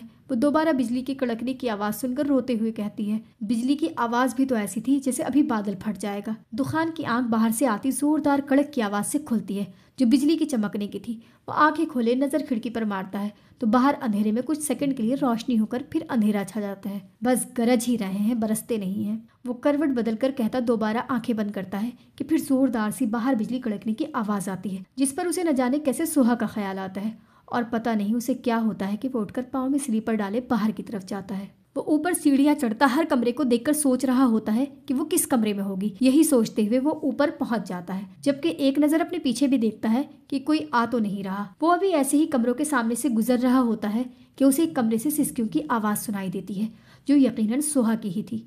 वो बगैर देर करे उसके कमरे का दरवाज़ा खोले अंदर दाखिल होता है, मगर जब देखता है तो कमरे में एक 0 बल्ब जल रहा होता है, जिसमें उसे सोहा कहीं नज़र नहीं आती। वो माथे पर बल डाले जैसे ही मुड़ता है तो कोई जोर से आकर उसके सीने से लगता है, जिस पर वो सुन होकर रह जाता है। अम्मी मुझे बहुत डर लग रहा है, प्लीज प्लीज कहीं मत जाना मुझे छोड़कर। सोहा दुखान को अपनी अम्मी समझकर उसके गले लगे रो रही थी और दुखान की तो सांस ही रुक गई थी। सोहा को यूं सीने से आ लगने पर उसे अपनी शर्ट पर गीला सा महसूस होता है तो वो सख्ते से बाहर आता है। यकीनन उसकी शर्ट सोहा के आंसुओं से गीली हुई थी। वो यही सोचकर कि उसका खौफ कम करने के लिए उसके गिर्द अपने दोनों बाजू फैला लेता है। कुछ नहीं होगा, मैं हूं ना, डरो मत। उसके बालों में नरमी से उंगलियां फेरते हुए कहता है तो सोहा उसकी आवाज़ सुनकर सर उठाकर उसे देखती है, जिस पर दुखान भी उसे देखता है, जिसकी आंखें और नाक रोने की वजह से सुर्ख हो गई थी। दुखान, सोहा रोते हुए उसका नाम पुकारती है। उसे कहाँ यकीन आ रहा था कि दुखान उसके पास है। हाँ दुखान, डरो मत और रोना बंद करो। उसके चेहरे पर हाथ रखे अंगूठे से उसके आंसू साफ करे प्यार से कहता है, दुखान उसने मुझे धोखा दिया था, दुखान मुझे रूहान ला दो। दुखान अभी सोहा के आंसू साफ करे उसे देख ही रहा होता है कि उसके कान में राबिया के अल्फाज गूंजते हैं, जिस पर वो अपनी कमर से सोहा का हाथ गुस्से से अलग करके उसे खुद से दूर करता बाहर की तरफ जाता है और सोहा उसके इस अमल से गिरते गिरते बचती है। दुखान सोहा के कमरे से निकलता गुस्से से सीढ़ियां उतरता अपने कमरे की जानिब जाता है। उसे न जाने किस पर इतना गुस्सा आ रहा था। खुद पर या सोहा पर या फिर इन बादलों पर जो बिजली चमका रहे थे। जिस पर भी था, मगर उसे गुस्सा था जो उसके चेहरे से ही पता चल रहा था। वो गुस्से से लंबे लंबे कदम उठाता अपने कमरे में आकर जोर से दरवाजा बंद करता है और फिर दोनों हाथ सर पीछे करके सर को ऊपर की तरफ करके एक लंबी सांस लेकर खुद को नॉर्मल करता है। मगर जब गुस्सा कम नहीं होता तो मैं क्यों वहां गया, आखिर क्यों क्यों वो अपने हाथ को मुक्का बनाकर शदीद गुस्से से सोफे के सामने रखे शीशे पर मारता है, जिससे शीशा किरची किरची होकर रह जाता है। जबकि कुछ शीशे की किरची उसके हाथ में भी पेवस्त होती हैं, जिनसे हल्का हल्का खून रिसता है। मुझे बस उसे तकलीफ देनी है, मैं उसे बर्बाद कर दूंगा। मुझे नफरत है तुमसे, शदीद नफरत। मैं तुम्हें कभी सुकून से नहीं रहने दूंगा। दुखान सोहा को बर्बाद कर देगा। नफरत करता हूँ मैं तुमसे बहुत। वो कहता कमरे की हर चीज को तहस नहस कर रहा था।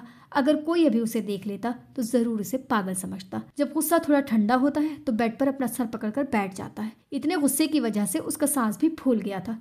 वो लंबी लंबी सांस ले रहा होता है कि उसे कुछ ख्याल आता है, जिस पर वो अपनी शर्ट को सीने के पास छूकर देखता है, जो सोहा के आंसू से अभी भी हल्की हल्की गीली हो रही थी। वो गुस्से से अपनी शर्ट के बटन खोलकर जैसे ही उसे उतारकर नीचे फेंकने लगता है, उसका हाथ फेंकते हुए हवा में ही रह जाता है। हाँ दुखान, डरो मत और रोना बंद करो।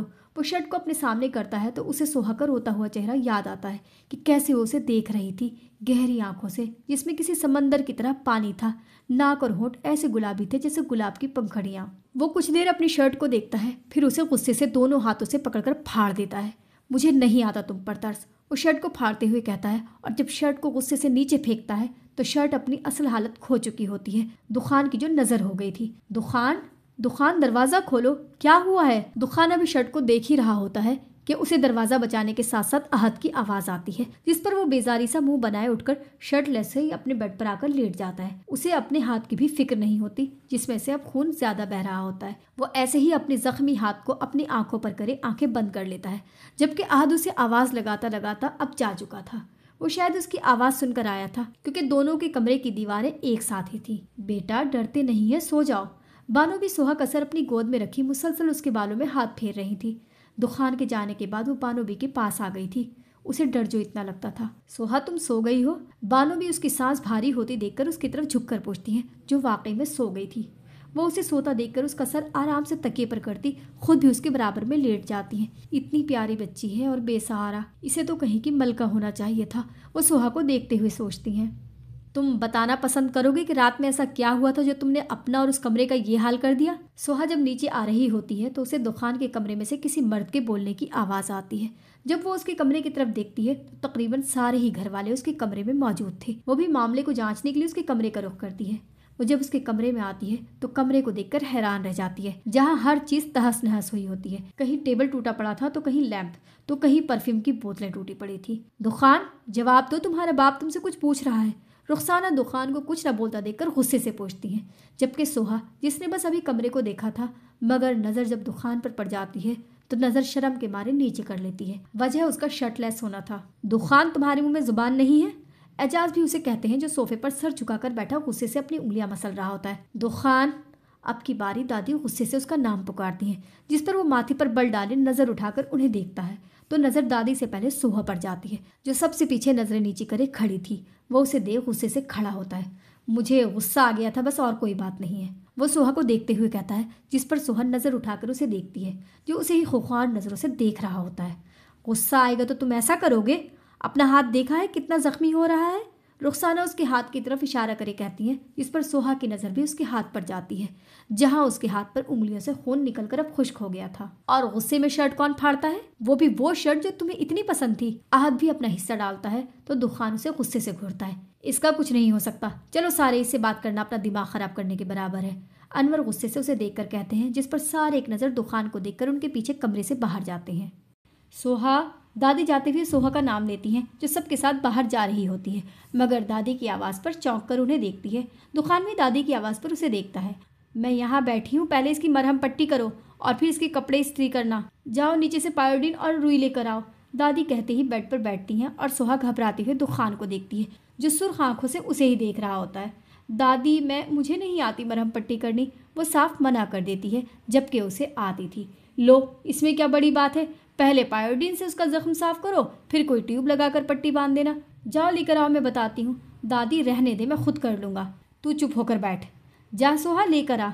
दादी दुखान को कहकर सोहा से कहती हैं, जिस पर वो मजबूरन बाहर की तरफ जाती है। अंधी हो, दिखता नहीं है कि कहाँ साफ कर रही हो। दुखान उसे जख्म की जगह कहीं और साफ करता दे गुस्से से कहता है, जी करती हूँ। वो जल्दी से उसके जख्म पर रुई रखती है। सोहा बेटा आराम से कर, मैं बैठी हूँ इधर। दादी उसे घबराती हुई देखकर कहती हैं।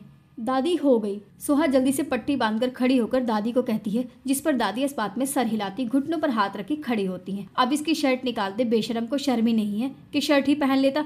हमें भी पता है तू बॉडी बनाता है, दिखाने की क्या जरूरत है। दादी उसके सिक्स पैक पर कहती हैं। दादी बॉडी नहीं बॉडी। दुखान फौरन उनका लफ्ज़ ठीक करता है। हाँ वही जा सोहा। नहीं रहने दो, मैं खुद निकाल लूँगा, दुखान कहता है और सोहा पहली फुर्सत में वहाँ से निकलती है।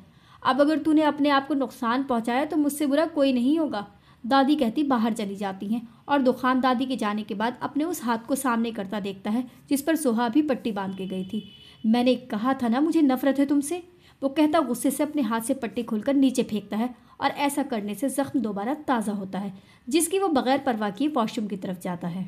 आज सोहा को हवेली आए हुए 1 महीना हो गया था।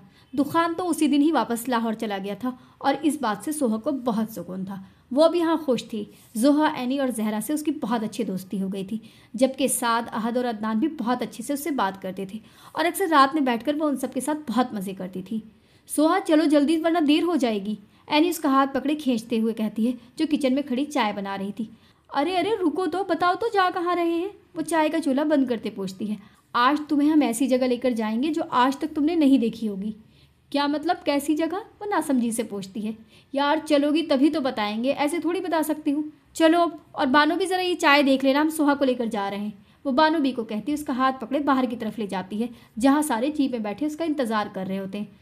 सोहा हद है, इतनी देर लगा दी, अहद उसके आते ही कहता है, जो कब से ड्राइविंग सीट संभाल कर बैठा था। सॉरी मुझे पता नहीं था, आप लोगों को भी तो मुझे पहले बताना चाहिए थे ना, ताकि मैं रेडी रहती। वो बैठते हुए कहती है, हाँ सारी गलती इस अहद की है जो अपना काम छोड़कर आ गया कि चलो घूम कर आते हैं। जोहा जो पीछे बैठी होती है अहद के सर पर चपत लगा कर कहती है, ओए मिर्ची चुप होकर बैठ जा वरना यहीं से गिरा दूंगा। अहद भी वैसे ही जवाब देता है, अच्छा बस अब चलो वरना देर हो जाएगी। सोहा मजीद लड़ाई बढ़ती देखकर कहती है तो अहद चुप होकर जीप स्टार्ट करता है। रोहान, सोहा से बात नहीं हो सकती। आसिया रोहान के पास बैठकर कहती हैं, क्यों, आप खुद भी तो चाहती थी ना कि वो चली जाए, फिर क्यों आपने बात करनी है। जब से सोहा गई थी रोहान किसी से बात नहीं कर रहा था और अब आसिया के मुंह से सोहा का नाम सुनकर वो माथे पर बल डाले पूछता है, बेटी है वो, फिक्र है उसकी, पता नहीं कैसी होगी वहाँ। वो अपने आंसू साफ करे कहती हैं तो वो भी चुप हो जाता है। अब अपनी माँ को रोता हुआ देख तो नहीं सकता था ना। अच्छा रोए नहीं, मैं कोशिश करता हूँ। रोहान कहता सोहा के कमरे की तरफ जाता है और उसके कमरे में आकर सबसे पहले उसकी डायरी चेक करता है कि कहीं दुखान का नंबर उसमें तो नहीं। वो चेक करता ही है कि उसे एक सफ़े पर एक नंबर नज़र आता है जिसके ऊपर डीडी लिखा होता है। ये डीडी कौन है, कहीं दुखान दुर्रानी तो नहीं। वो इसी सोच के तहत मोबाइल निकालकर नंबर डायल करता है। दुखान अपने ऑफिस से निकलकर गाड़ी का दरवाज़ा खोलता ही है कि उसका मोबाइल रिंग करता है, जिसे वो अपने सामने करता है तो कोई रॉन्ग नंबर से उसे कॉल कर रहा होता है। वो माथे पर बल डाले कॉल उठाकर अपने कान से लगाता है। हेलो दुखान दुर्रानी, रोहान उसके फ़ोन उठाने पर पूछता है। जी दुखान दुर्रानी हूँ, आप कौन, वो नासमझी से पूछता है। रोहान बात कर रहा हूँ, सोहा कहाँ है, वो गुस्से से कहता है, जिस पर दुखान के माथे के बल एकदम ठीक हो जाते हैं और उसके चेहरे पर शैतानी मुस्कुराहट आ जाती है। कैसे हैं साले साहब, बड़े वक्त के बाद ख्याल आया आपको सोहा का, वो गाड़ी में बैठते हुए कहता है। बकवास बंद करो, जो कहा है उसका जवाब दो। सोहा कहाँ है, कहाँ रखा हुआ है तुमने उसे। सोहा मेरे साथ थे, मेरे घर में। बीवी अब शौहर के साथ नहीं रहेगी तो कहाँ रहेगी, वो हंसता हुआ कहता है। सोहा को छोड़ दो वरना अच्छा नहीं होगा, वो सख्त लहजे में कहता है। अच्छा क्या करेंगे आप साले साहब, वो साले पर जोर देकर कहता है। मैं तुम्हारी रिपोर्ट करूँगा पुलिस में। ठीक है आप करें रिपोर्ट, फिर मुलाकात पुलिस स्टेशन में होगी, बाय। वो कहता फ़ोन काट देता है। तुमसे अपनी बहन को आज़ाद करवा कर ही दम लूँगा, भले उसमें मेरी जान ही क्यों ना चली जाए। रोहान गुस्से से कहता बाहर की तरफ जाता है। अब न जाने वो क्या करेगा, क्या वो कामयाब हो जाएगा या नहीं, ये तो आने वाला कल ही बताएगा। यार कितना मज़ा आया ना सोहा, तुम्हें मज़ा आया हमारे साथ घूम फिर कर। सोहा सोफे पर बैठकर पूछती है तो सोहा भी उसके साथ बैठकर मुस्कुराती है। बहुत मज़ा आया मुझे, बिल्कुल अंदाज़ा नहीं था कि खेत इतने खूबसूरत होते हैं। वो आज पहली बार गाँव घूमी थी और उसे सच में बहुत मज़ा आया था। ओए वो देखो बाहर हल्की हल्की बारिश हो रही है, चलो छत पर चलते हैं। अदनान बाहर की तरफ देखकर कहता है तो एनी, जहरा, साद और अदनान ऊपर की तरफ भागते हैं, जबकि सोहा हैरान सी उन्हें देखती है। चलो सोहा ऊपर चलते हैं, बारिश में नहाएंगे, बड़ा मज़ा आएगा। जोहा उसके सामने हाथ करे खड़ी होती है। मगर अभी तो हल्की सी हो रही है, इसमें क्या मज़ा आएगा, वो बाहर की तरफ इशारा करे कहती है, अभी खुद ही तेज़ हो जाएगी, आ जाओ चलते हैं। आहत भी अपना मोबाइल टेबल पर रखे ऊपर की तरफ जाता है तो सोहा भी जोहा के साथ ऊपर की तरफ जाती है। सोहा जब ऊपर आती है तो बारिश अच्छी खासी तेज़ हो चुकी थी। वो देखती है कि अदनान और सारे ऐसे एंजॉय कर रहे थे जैसे वो कोई छोटे बच्चे हों, जबकि सब बड़े ही थे, मगर वो एंजॉय करना जानते थे। आहत दुखान की उम्र का ही था, मगर वो भी सबके साथ मिलकर बच्चों की तरह एंजॉय कर रहा था। सोहा इस खुशहाल फैमिली को देखकर बहुत खुश होती थी। उसे अच्छा लगता था कि वो हर लम्हे को एंजॉय करते थे। सोहा, वहाँ खड़ी क्या देख रही हो, इधर आओ। आहद उसे देखकर बुलाता है, जो मुस्कुराकर उन सबको देख रही होती है। नहीं, मैं यहाँ ठीक हूँ, वो वहीं से मना करती है तो जोहा आगे आकर उसका हाथ पकड़ती बारिश में ले आती है। यार, जो मज़ा बारिश में भीगने से है वो वहाँ खड़े होकर देखने में क्या। एनी अपना हाथ फैलाकर घूमती है। चलो आओ सब यहाँ। आहद एनी और जहरा का हाथ पकड़ के बाकी को भी बुलाता है तो सोहा नासमझी से सबको देखती है, जो एक दूसरे का हाथ पकड़े गोल दायरा बना रहे होते हैं। आ जाओ सोहा, इसे बड़ा मज़ा आता है, अदनान उसे कहता है तो सोहा भी जोहा और जहरा का हाथ पकड़कर एक दायरे की सूरत में उनके साथ घूमती है। उसे मज़ा आ रहा था। यूँ सबके साथ बारिश में भीगने में वो मुकम्मल भीग चुकी थी और बहुत खुश भी थी। वो कभी बारिश में इतनी खुश नहीं हुई थी जितनी आज हो रही थी, और शायद उसे ये बारिश बहुत महंगी पड़ने वाली थी। साहब जी, आप। बानो भी दुकान को हवेली में दाखिल होता देख कहती है, जो अपने बालों को अपने हाथ की मदद से झाड़ रहा होता है, जो बारिश के पानी से भीग गए थे। वो खुद भी थोड़ा भीग गया था। हाँ, क्यों आ नहीं सकता? वो बानी ब्यूकी बेतू के सवाल पर माथे पर बल डाले पूछता है। नहीं साहब जी, वो आप इतने वक्त बाद आते थे ना हवेली, तभी पूछ रही हूँ। अब इस बेचारी की भी क्या गलती, वो आता ही महीनों बाद था। अब उसे एक महीने में यहाँ देखकर हैरान होना तो बनता था ना उनका। सारे कहाँ हैं? वो बानो बी के सवाल को नज़रअंदाज करे हवेली में नज़र घुमाकर पूछता है। वो जी सारे मलिक साहब की तरफ गए हैं, उनके वालदा का इंतकाल हो गया है ना, और छोटे सारे छत पर हैं, बारिश हो रही है ना तो बस उसी के मज़े ले रहे हैं। अच्छा, और सोहा? वो अपना कोट उतारकर अपने बाजू में टांगता सीढ़ियाँ चढ़ता हुआ पूछता है। वो भी ऊपर हैं, बानो भी बोलती हैं, और दुखान के कदम सीढ़ियाँ चढ़ते हुए रुक से जाते हैं। वो भी ऊपर है? क्या करने गई है वो गुस्से से बानो बी से पूछता है, और बानो भी उसके गुस्से से डर जाती हैं। पता नहीं साहब जी। वो बानो बी की बात पूरी भी नहीं होती कि दुखान लंबे लंबे कद उठाता ऊपर की जानिब जाता है, जबकि कोट वहीं सीढ़ियों पर फेंक देता है, जिसे बानो भी उठाती हैं। दुखान जब ऊपर आता है तो सोहा उसे सामने ही हंसती हुई दिखती है, जो नीचे से पानी उठाकर आहत पर फेंक रही होती है, और यही अमल आहत भी कर रहा होता है। सोहा को यूं करता देख दुखान के बाजू और गर्दन की नसें तन जाती हैं, जिनका मतलब था वो शदीद गुस्से में है। वो कुछ देर उसे देखता रहता है, और जब गुस्सा हद से बढ़ जाता है तो उसके पास जाने के बजाय नीचे अपने कमरे की तरफ जाता है। अब पता नहीं उसका गुस्सा क्या करने वाला था। कितना मज़ा आया यार। सोहा, तुम्हें मज़ा आया? वो सारे हंसते हुए नीचे आ रहे थे जब साथ बोलकर सोहा से पूछता है, जिसके चेहरे से मुस्कुराहट जुदा ही नहीं हो रही थी। हाँ, बहुत ज़्यादा। मैंने कभी इतना एंजॉय नहीं किया जितना आज किया है, वो मुस्कुराते हुए कहती है तो आहत भी मुस्कुरा देता है। बस अब ऐसे ही मुस्कुराती रहा करो, बीमारों की तरह मुंह मत बनाकर रहा करो। हाँ, आहत सही कह रहा है, जब से तुम आई हो आज पहली बार तुम्हें मुस्कुराते हुए देखा है। आहत की बात पर जोहा भी कहती है तो वो मुस्कुराकर इस बात में सर हिलाती है। अब वो उन्हें क्या बताती वो किस वजह से मुस्कुरा नहीं पाती। या अल्लाह, तुम लोग कब बड़े हो गए? इतनी ठंड में कौन बारिश में नहाता है? रुखसाना ऊपर आते ही शुरू हो जाती हैं, जिस पर सारे उन्हें देखकर अपनी जगह जम जाते हैं। उन्हें पता था अब उनकी खैर नहीं। वो मामी, मैं तो मना कर रहा था इन्हें कि मत जाए, मगर ये लोग खुद तो गए, मुझे भी ज़बरदस्ती अपने साथ घसीटा, अदनान कहता है, और सब एकदम उसकी तरफ मुड़ते हैं। कितना झूठा है ये। ताई अम्मी, इसने ही कहा था, देखो बारिश हो रही, चलो छत पर चलते हैं। आहत भाई बताएं? जरा गुस्से से अदनान को देखकर आहत से कहती है। जी ताई अम्मी, इसी ने कहा था। आहत उसके गाल पर एक थप्पड़ मार के कहता है। खुद तो गए साथ में, इस बच्ची को भी ले गए, देखो कैसे नीले हो गए इसके होंठ। जाओ बेटा, जाकर कपड़े तब्दील करो वरना ठंड लग जाएगी। रुखसाना सोहा को कहती हैं तो वो सब की तरफ एक नज़र देखकर अपने कमरे की तरफ जाती है। मामी, मुझे ठंड लग रही है, मैं जाती हूँ कपड़े तब्दील करने। रुखसाना जैसे ही उन्हें बोलने के लिए लब खोलती है तो जोहा फ़ौरन से कहती है अपने कमरे की तरफ बढ़ती है। मुझे तो लग रहा है आज रात बुखार होगा, आहत भी कहता उनके साइड से निकलता है। मुझे तो ऐसा लग रहा है कि मैं मर जाऊंगा। अदनान भी अपनी जान छुड़वाता वहाँ से जाता है, जबकि एनी साथ और जहरा अपने लिए बहाने सोच रहे होते हैं। रुखसाना तीनों को कुछ न बोलता देखकर कहती है तो जहरा ज़ोर से आकर उन्हें हक करती है। थैंक यू ताई अम्मी। अरे क्या करती हो लड़की, मेरे कपड़े भी गीले कर रही हो। वो उसे खुद से अलग करती हैं तो वो उनकी गाल पर किस करती नीचे की तरफ जाती है, जिस पर रुखसाना उसे पागल, वो हंसते हुए कहती खुद भी नीचे की तरफ आती हैं। दुखान अपने कमरे में बैठा मुसलसल सिगरेट पी रहा था। उसे रह रहकर सोहा पर गुस्सा आ रहा था, जो आहत के साथ कैसे खुश थी।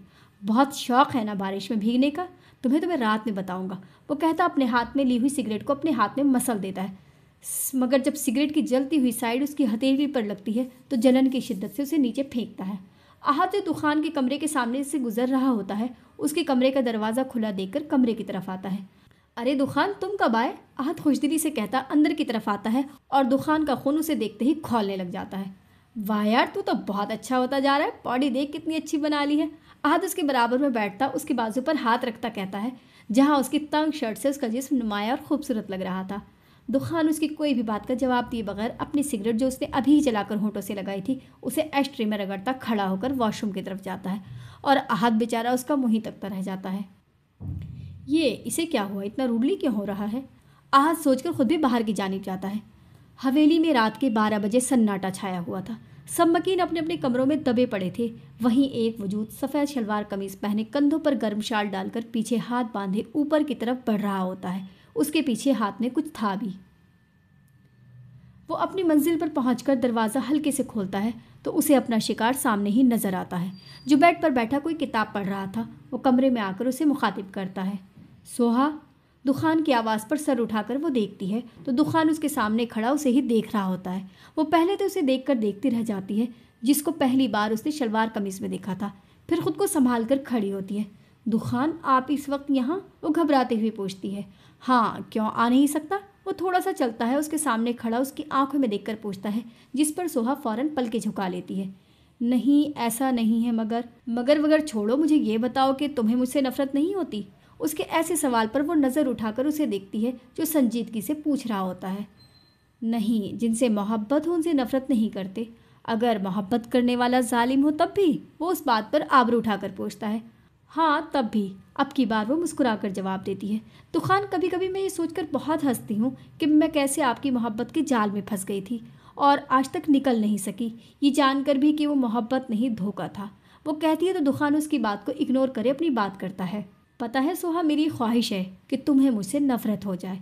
सोहा उसके अजीब से सवाल पर उसे गौर से देखती है कि ये क्या कहना चाह रहा है, ताकि मुझे भी मज़ा आए तुम्हें दुख देने में। अब देखो, तुम्हें मुझसे मोहब्बत है, मैं तुम्हें जितनी भी तकलीफ देता हूँ तुम हंसकर सह लेती हो, जिस पर मुझे बहुत गुस्सा आता है। अब अगर तुम्हें मुझसे नफरत होगी तो तुम्हें तकलीफ देने में बहुत मज़ा आएगा ना? वो कहता सोहा की तरफ देखता है, जिस पर सोहा उसकी बात मुकम्मल होने पर कहकहा लगाती है, जिस पर दुखान उसे गुस्से से देखता है। हाँ हाँ हाँ हाँ, बहुत अच्छा ख्याल है। वो अपने पेट पर हाथ रखे अपनी हंसी कंट्रोल करती है। तुम हंस क्यों रही हो? उसे समझ नहीं आता वो इतना क्यों हंस रही है। मैं आपकी नफ़रत वाली बात पर हंस रही हूँ। आप कुछ भी कर लें, मेरी मोहब्बत कभी ख़त्म नहीं होगी आपके लिए, बल्कि एक दिन देखना ऐसा आएगा आपकी नफ़रत हार जाएगी मेरी मोहब्बत के आगे, वो फ़ख्र से कहती है। तो दुखान के चेहरे पर शैतानी मुस्कुराहट आ जाती है। वो अपने पीछे से एक शीशे का जार सोहा के सामने करता है, जिसे देखकर सोहा की मुस्कुराहट पल भर में ही गायब हो जाती है। अगर मैं ये सारी छिपकलियाँ तुम्हारे कंधे और बालों में सजा दूँ तब भी नहीं? वो मुस्कुराते हुए उसकी तरफ थोड़ा झुककर जार की तरफ इशारा करता है, जिस पर सोहा खौफ से कभी जार के अंदर 4 मोटी मोटी छिपकलियों को तो कभी दुखान को देखती है, जो उसे किसी शिकार की तरह देख रहा होता है। वो थूक निगल कर अपने आप को संभालती है। दुखान, ये मुझे इससे बहुत डर लगता है, प्लीज़ इसे पीछे कर दे। वो उसकी जार वाले हाथ को पकड़ के पीछे करती है। इससे तुम्हें डर लगता है? दुखान दोबारा से अपना जार वाला हाथ उसके सामने करे पूछता है। दुखान प्लीज़, वो बस अब रोने वाली थी। अरे यार, आज ये सज़ा नहीं है तुम्हारी, मैं भी कितना पागल हूँ ना, क्या लेकर बैठ गया, चलो मेरे साथ। वो कहता उसके हाथ पकड़े बाहर की तरफ ले जाता है। दुखान, कहाँ ले जा रहे हैं मुझे? दुखान, छोड़े मेरा हाथ। वो मुसलसल उससे अपना हाथ छुड़वा रही थी, मगर दुखान तो जैसे बहरा ही हो गया था। उसे कुछ सुनाई नहीं दे रहा था। वो बस छत की जानिब चला जा रहा था और सोहा को समझ नहीं आ रही थी कि वो छत पर क्यों जा रहा है। दुखान छत पर आकर जोर से उसके हाथ के साथ उसे खुले आसमान की तरफ करता है, जहाँ बारिश पूरी जोश से जारी थी। बहुत शौक है ना तुम्हें बारिश में भीगने का, गैर मर्दों के साथ बारिश में मस्तियाँ करने का? लो करो अब एंजॉय। वो कहता है तो सोहा हैरानगी से उसे देखती है। दुखान, क्या हो गया है आपको? इतनी ठंड हो रही है और बारिश। वो कहती उसकी तरफ आती है कि दुखान छिपकली वाला जार उसके सामने करता है, जिसे देखकर वो वहीं रुक जाती है। तुम्हारे पास दूसरा ऑप्शन ये है, आज तुम्हें माफ़ी किसी सूरत नहीं मिलेगी। वो जार की तरफ इशारा करे गुस्से से कहता है। दुखान, मैंने क्या किया है जो आप मुझे? सोहा, चुप करके वहीं खड़े रहो, वरना फिर। वही कुर्सी खींचकर बैठता सिगरेट निकालता है, जबकि छिपकली वाला जार भी अपने साथ ही रखता है, और सोहा चुप करके वहीं खड़ी हो जाती है, क्योंकि जार के अंदर छिपकलियों को देखकर ही उसे बहुत खौफ आता है। रोहान, क्या सोच रहे हैं? सो जाएं, सुबह दुकान पर भी जाना है। कशफ रोहान को बैठा देखकर कहती है, जो किसी गहरी सोच में गुम होता है। कशफ, मैं सोच रहा हूँ दुकान पर केस कर दूँ, इस तरह हम सोहा को उससे आज़ाद करा सकते हैं। रोहान कुछ सोचते हुए कहता है, तो कशफ जो लेटी होती है उसकी बात पर उठकर बैठती है। रोहान, हम उसका मुकाबला नहीं कर सकते, वो बहुत ज़्यादा पैसे वाला है, वो कुछ भी कर सकता है। तुमने देखा नहीं कैसे उसने कहा था कि मैं सारे वकीलों को ख़रीद लूँगा। कशफ उसे दुकान की बात याद कराती है जिस पर वो उसे देखता है। मैं तब भी उस पर केस करूँगा जब कोर्ट सुहा से पूछेगी कि क्या तुम्हारा शौहर तुम्हें ज़बरदस्ती अपने साथ रखता है, जिस पर वो इकरार करेगी तो फैसला हमारे हक़ में आएगा। अगर उसने सुहा को डराया धमकाया कि तुम ऐसा कुछ नहीं बोलोगी, फिर वो रोहान की बात सुनकर कहती है, जिस पर रोहान को गुस्सा आ जाता है। अगर मेरा साथ नहीं दे सकती तो मेरा हौसला तो मत तोड़ो, मैं कर लूँगा सब, और सुहा हमेशा मेरा ही साथ देगी। वो कहता साइड लैंप की लाइट ऑफ करता है। रोहान, वो उससे मोहब्बत करती है, वो मुझसे भी मोहब्बत करती है, रोहान भी फ़ौरन कहता है। मगर रोहान, कशफ चुप होकर सो जाओ और मुझे भी सोने दो।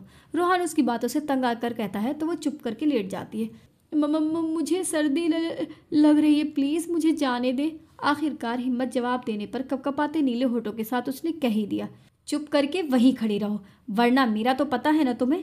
सिगरेट को होठों से जुदा करके धुआं हवा के सुपुर्द करे जला देने वाली मुस्कुराहट के साथ कहता है, जबकि नज़रें मुसलसल उस पर जमी हुई थी। वो उसकी धमकी और नज़रों से घबराकर फौरन नज़रें नीची कर लेती है और ठंड से बचने के लिए दोनों हाथ सीने पर बांधकर अपने बाजू सहलाती है, मगर बेसोध। और वह मुसलसल उसे देखता उसकी हर हरकत को नोट करता है। वो खुद तो बड़े मज़े से टांग पे टांग रखे ऐसी जगह बैठा सिगरेट फूंक रहा था जहाँ बारिश के पानी की एक कतरा भी आना मुहाल था, मगर इस बेचारी को बारिश में खुले आसमान तले खड़ा करके न जाने उसे क्या खुशी मिल रही थी। सच में बहुत सर्दी लग रही है दुखान, ये ना हो कि सर्दी सहते सहते मैं यहाँ ठंड में मर ही जाऊँ। सर उठाकर उसकी तरफ देखकर रोते हुए आखिरी कोशिश करती है कि क्या पता उसे तरस ही आ जाए उस पर, मगर सामने भी संगे दिल था जिसे बस उसे तकलीफ में देखकर ही सुकून मिलता था, भला उस पर तरस क्यों खाता। वो उसकी बात सुनकर हाथ में ली हुई सिगरेट को ज़मीन पर फेंककर उसे अपने पाँव से मसलता हुआ खड़ा होता है और शानों पे ली हुई गर्म शॉल को उतारकर कुर्सी पर रखता हुआ कदम उसकी तरफ बढ़ाता है। आप क्यों आ रहे हैं? बारिश में भीग जाएंगे। अच्छा मैं यहाँ सही हूँ, प्लीज़ आप मत आइए। वो उसे अपनी तरफ आता देख घबराते हुए उसे रोकने की कोशिश करती है, मगर उसके न रुकने पर जब कुछ समझ नहीं आता तो वहीं ज़मीन पर बैठकर घुटनों में सर दिए रोने लग जाती है। वो उसके सामने पंजों के बल बैठकर मुस्कुराते हुए उसका रोता हुआ चेहरा देखता है और फिर अपनी मुस्कुराहट छुपाकर चेहरे पर फर्जी परेशानी लाकर उससे मुखातिब होता है। तुमने सोच भी कैसे लिया कि मैं तुम्हें मरने दूंगा? अभी मैं जिंदा हूँ तुम्हें अजियत देने के लिए, तुम्हें हर रोज़ थोड़ा थोड़ा मरता हुआ देखने के लिए। तो प्लीज़ यार ऐसे मत कहा करो कि तुम मर जाओगी। सच में यार मेरी जान निकल जाती है तुम्हारे मुँह से ये अल्फाज सुनकर। वह उसके चेहरे पर चिपके गीले बालों को अपने हाथों से उसके कान के पीछे करते हुए कहता है, जिस पर वो मज़ीद रोने लग जाती है। अरे अरे रो क्यों रहे हो यार? माना कि मुझे तुम्हारी आंखों में आंसू अच्छे लगते हैं, मगर वो क्या है ना, इस बारिश की वजह से समझ नहीं आ रहा कि तुम रो भी रही हो या नहीं। तो प्लीज़ यार चुप हो जाओ, रोने के कोई फ़ायदा नहीं। वो उसके आंसू साफ करते हुए बड़े प्यार से कहता है, जिस पर वो घबरा के पीछे दीवार से लग जाती है और वो मुस्कुराता हुआ आसमान की तरफ देखता है, जिससे उसके चेहरे पर भी बारिश की बूंदें पड़ती हैं। वो भी बारिश में पूरा भीग चुका होता है, मगर सामने वाली से कम। ए बारिश इतना न बरस यार, मेरे महबूब के आंसू नज़र नहीं आ रहे। वो शेर बोलकर जैसे ही मुँह नीचे करता है तो उसको वैसे ही रोता देखकर उसे गुस्सा आ जाता है। रो क्यों रही हो? बोला है ना चुप हो जाओ, समझ नहीं आता तुम्हें? वो उसके गुस्से से धारने पर घबराते हुए जल्दी से अपने आंसू साफ करती हिचके लेती है। गुड, अब बताओ रो क्यों रही थी? आपके नर्म लहजे में कहता है। मम्मा मुझे सर्दी लग रही है बहुत ज़्यादा, वो हिचकिया लेते हुए कहती है, जिस पर वो मुस्कुराता हुआ खड़ा होता है। शायद अगर उसकी जगह कोई और होता तो उसे ऐसा रोता हुआ देखकर ज़रूर अपने सीने से लगा लेता, मगर सामने भी सितमगर था। चलो आंसू ना सही, मगर तुम्हें यूं कपकपाता हुआ देखकर मुझे जो सुकून मिल रहा है ना, उसका तुम अंदाज़ा भी नहीं लगा सकती। अच्छा चलो मैं चलता हूँ, रात भी बहुत हो गई है और मौसम भी बहुत ख़राब है। तुम्हें तकलीफ़ में देखकर सुकून फिर कभी ले लूँगा। अभी देखो कितना भीग गया हूँ, ये ना हो कि बीमार पड़ जाऊँ मैं। वो अपने कपड़ों की तरफ इशारा करके कहता है, जो बिल्कुल भीग चुके थे, और वो सर उठाकर उसे देखकर माथे पर बल डाले सोचती है कि इसे बस अपने बीमार होने की फ़िक्र है, जो बारिश में बस 5 मिनट रहा, और वो जो 2 घंटे से बारिश में भीग रही है, ठंड से काँप रही है, इसकी कोई फिक्र नहीं कि वो भी बीमार पड़ सकती है। वो बस सोच ही सकती थी, बोलने की हिम्मत जो नहीं थी। और हाँ, तुम भी आधा घंटे बाद चली जाना। अब मैं इतना भी जालिम नहीं हूँ कि तुम्हें पूरी रात के लिए बारिश में भीगने के लिए छोड़ दूँ। मैं भी इंसान हूँ, मुझे भी एहसास है तुम्हारा, मेरी प्यारी बीवी। वो जाते हुए कुछ याद आने पर मुड़ के चेहरे पर मासूमियत सजाए कहता है और फिर हंसता हुआ वहाँ से चला जाता है। और वो बस रोते हुए उसकी पुश्त को तकती रह जाती है कि क्यों उसने इस जालिम से मोहब्बत की, क्यों इसने इस जालिम को अपने दिल का बादशाह बनाया, और अब यही जालिम उसका मिजाजी खुदा भी था। वो अब चाह कर भी कुछ नहीं कर सकती थी। शायद सारी ज़िंदगी उसने इस जालिम के जुल्म ही सहने थे। वो उसे जाता हुआ देख रही होती है कि जाने कैसे उसकी आंखों के आगे अंधेरा छा जाता है, जिस पर वो आंखें खोल बंद करके अंधेरे को दूर करने की कोशिश करती है, मगर फिर कुछ ही देर में वो लहराकर ज़मींबोस हो जाती है। और यहाँ होता है हमारे नावल का इख्तिताम। इसका नेक्स्ट एपिसोड इंशाल्लाह आपको कल मिल जाएगा। अल्लाह हाफिज़।